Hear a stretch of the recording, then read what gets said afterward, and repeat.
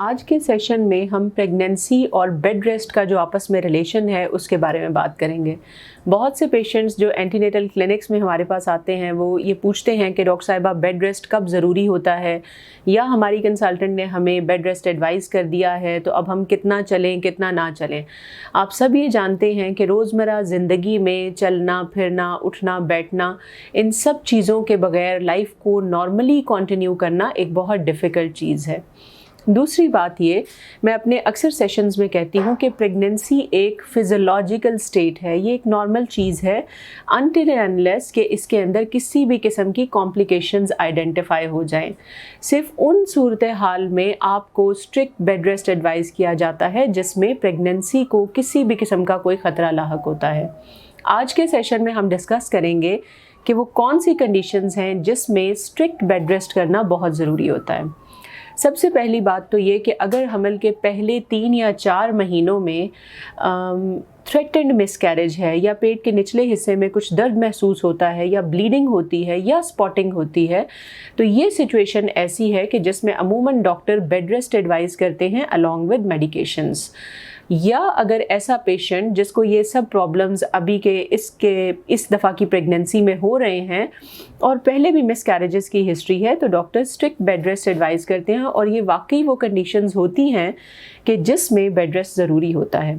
इस bed rest का मतलब ये है कि आप कोशिश करें कि आप ज़्यादा से ज़्यादा आराम करें और बहुत ज़्यादा स्ट्रेनियस एक्टिविटीज़ यानी सीढ़ियाँ चढ़ना उतरना, पाँव के बल बैठकर काम करना, या इसी तरह का जो हैवी काम है या भारी काम है वो नहीं करना। आप अपना रोज़मर्रा रूटीन का बेड से उठकर अपने दूसरे कमरों में जाना या घर के इर्द गिर्द एक छोटा चक्कर लगा लेना, दैट इज़ ओके। दूसरी कंडीशन जिसमें doctor strict bed rest advice करते हैं वो प्री टर्म लेबर या पिछली प्रेगनेंसीज़ में वक्त से पहले दर्द का शुरू हो जाना है। ऐसी कंडीशंस में बाज़ औक़ात सर्वाइकल स्टिच लगाया जाता है, जिसके बाद डॉक्टर्स ये एडवाइस करते हैं पेशेंट्स को कि आपने बहुत ज़्यादा भारी काम नहीं करना और अपनी एक्टिविटी को एक लिमिट के अंदर रखना है। तीसरी कंडीशन जिसके अंदर एडवाइस किया जाता है कि आप अपनी एक्टिविटी को रिस्ट्रिक्ट करें वो प्लेसेंटा प्रीविया या अवल का बच्चेदानी के निचले हिस्से की तरफ होना है। जी हाँ, ये वो कंडीशन है कि जिसमें आपने वाकई बेड रेस्ट को इंश्योर करना है, क्योंकि ये वो प्लेसेंटा अगर बच्चेदानी के नीचे की तरफ को लगा हुआ है तो किसी भी किस्म की एक्टिविटी या बहुत ज़्यादा भारी काम करना या कोई भी एक्सरसाइज, सीढ़ियाँ चढ़ना उतरना या ज़मीन पर पाँव के बल बैठना, ये वो सारे काम हैं जिनकी वजह से बच्चेदानी स्ट्रेच हो सकती है या यूट्रस का लोअर सेगमेंट स्ट्रेच होकर तो ब्लीडिंग का बाइस बन सकता है। अगर threatened miscarriage, pre term labour या प्लेसेंटा प्रीविया,